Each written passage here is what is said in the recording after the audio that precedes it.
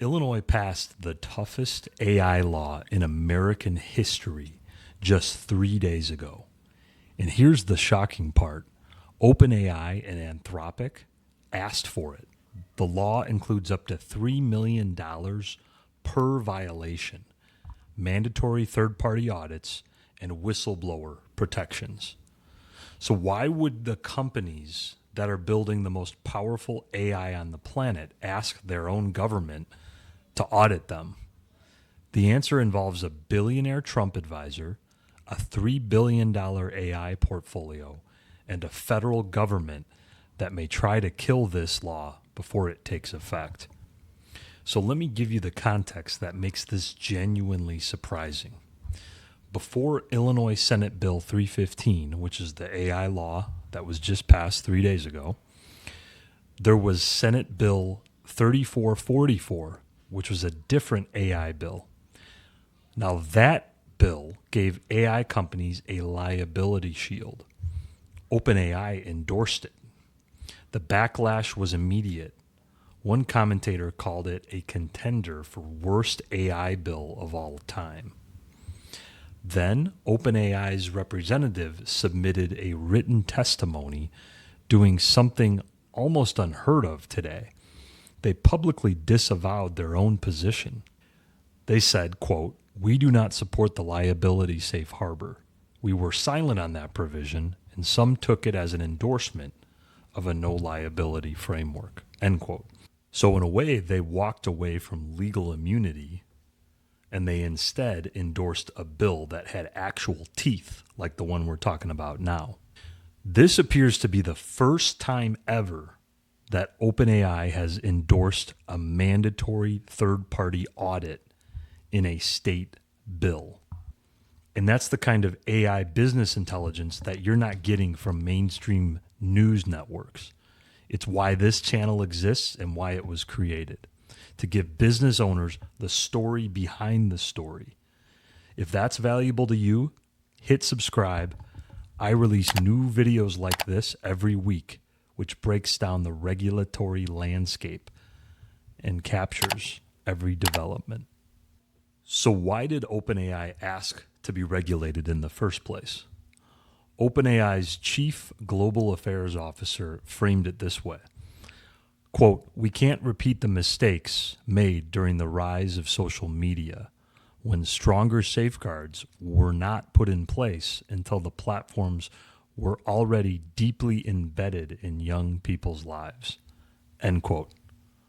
That's a powerful statement, and it's kind of an indictment of the existing social media framework and how the governance and regulations were treated during the developmental stages of those networks.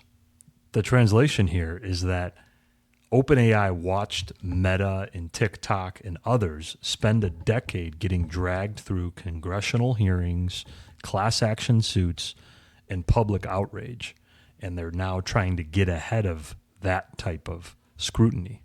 So rules that they can help shape now, rather than rules which are forced upon them at a later time, that might end up helping them develop this next line of technology in a way that's sustainable in their interests, but also protective of the public at large, hopefully. But not everyone in tech is celebrating, and this particular part of the story broke just today. Marc Andreessen, the billionaire co-founder of Andreessen Horowitz, the venture firm A16Z, has a $3 billion AI portfolio, and he's been fighting state AI laws like this one aggressively. His firm spent over $660,000 on AI lobbying in the first quarter of this year alone. He sits on Trump's Science Advisory Council, and he has called a 50-state patchwork of AI laws a, quote, startup killer. And today, July 9th, a watchdog group called the Revolving Door Project published a report which details Andreessen's deep ties to the Trump administration, including this interesting detail. A16Z's top lobbyist is rumored to have veto power over White House AI policy proposals. That's unheard of. So on one side, you have OpenAI and Anthropic endorsing the law. On the other, you have the most powerful AI investor in the world with close ties to the White House actively trying to kill it. And here's why this all matters right now in the grand scheme of things. U.S. Congress is currently debating the Great American AI Act, which is a bipartisan bill that would override state AI laws like Illinois SB 315. If it passes, Illinois' law would get wiped off the books or preempted before it even takes effect.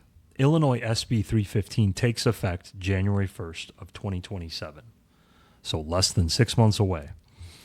The fight over whether this law survives or whether the federal law preempts it is happening right now, and Andreessen's camp is fighting to prevail. Now, you might be thinking, I don't build frontier AI models like OpenAI or Anthropic. Why do I care? I run a business. Here's why you should care as a business owner about the Andreessen versus Illinois fight or the Illinois versus the federal government fight. If the Andreessen or federal government side wins, federal preemption kills laws like Illinois SB 315, and you likely never get the sort of transparency about your AI models that you might want and need. You probably won't know what risks your AI vendors are hiding, if any. And if the Illinois law survives, that information will flow downstream to consumers and business owners. It can impact the tools you use for contracts, for customer data, and for business decisions. So the outcome of this fight determines whether you get to know what's inside the AI that you're using or not. Start asking your AI vendors one question: what happens when that vendor gets audited? Because Illinois is now the first in the nation to provide us with a framework for how to handle that. This fight is just the beginning. We're going to be doing more videos like this to keep you up to date on AI regulatory actions and laws. Click subscribe if this is the sort of legal intelligence and AI intelligence that you're looking for.